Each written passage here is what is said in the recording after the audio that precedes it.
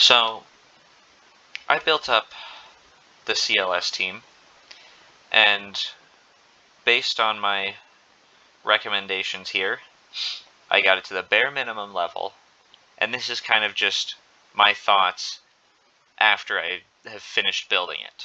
So I'm going to go character by character and then the team overall. Starting off with the most important, CLS. I put all the Zetas on every character. And there's a couple that I regret, but I don't regret any of the ones on him. I think taking him up to Relic 7, getting all the Zetas, I like where everything is with this character, so I wouldn't change anything about this. So if you're working on this team, just leave him at Relic 7. That's perfectly fine. You don't really need to do anything else with him. 3PO.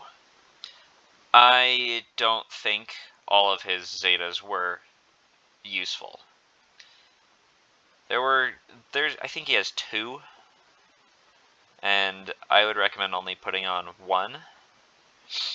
There's one that just does basically nothing except give, which ability was it? Yeah, this one. I don't think this was necessary. So you don't have to put the Zeta on there. Relic 7 is perfectly fine for him. Mods, I might have even gone a bit overkill with a couple of them. But, yeah, I would just do everything except the Zeta on this ability. Han Solo. He is required at Relic 8, the highest out of all of them. He has 1 Zeta, which just, it's really helpful to have. And obviously the mods, I think, are perfectly fine the way I have them. So basically, you don't need to take him up to Relic 9, that's more for tanks anyways, so just do exactly this, like give him the Zeta, Relic 8, he should be fine. Chewbacca, I have him really powerful because of the Jedi Knight Luke event, so ignore the mods, you don't need to have them that powerful. Relic 6, I think works. Relic 7 would probably be beneficial because he tends to die first. He dies very quickly. All the Zetas I recommend, but maybe just take him up to Relic 7 to be equal with most of the other people. And finally, 3PO and Chewie. Definitely put the Zeta on this one. It just takes him to a whole other level. Relic 7 is perfectly fine. Relic 8 if you really want that extra bit of damage on this ability. But yeah. Now, the team overall, I think, obviously I wouldn't change anything. This is just the CLS team.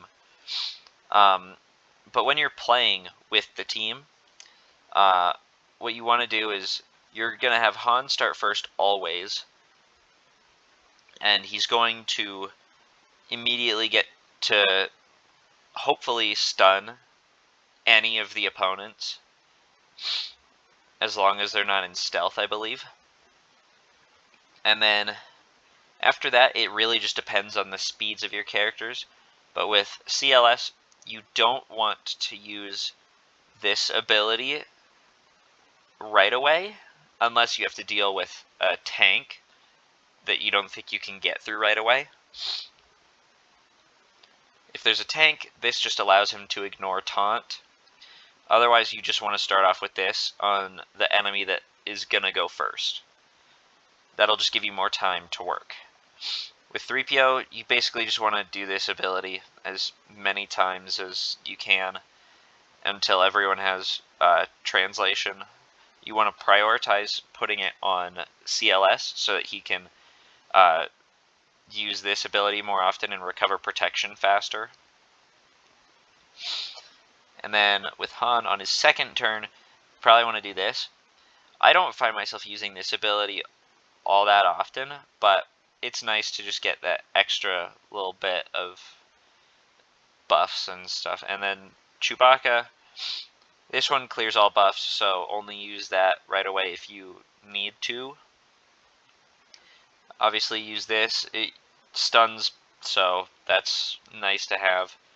And then 3PO and Chewie, save this for after you've killed 1 or 2 of the enemies. This one's really nice because it dispels all of their buffs and blinds them, so that can be really helpful, especially if you have high damage dealing enemies. But yeah, that's kind of how I would use the team. And then there are no new updates to my list since I made it, so you don't have to worry about any of that. But yeah, overall, CLS, I definitely recommend putting the time and effort into this team.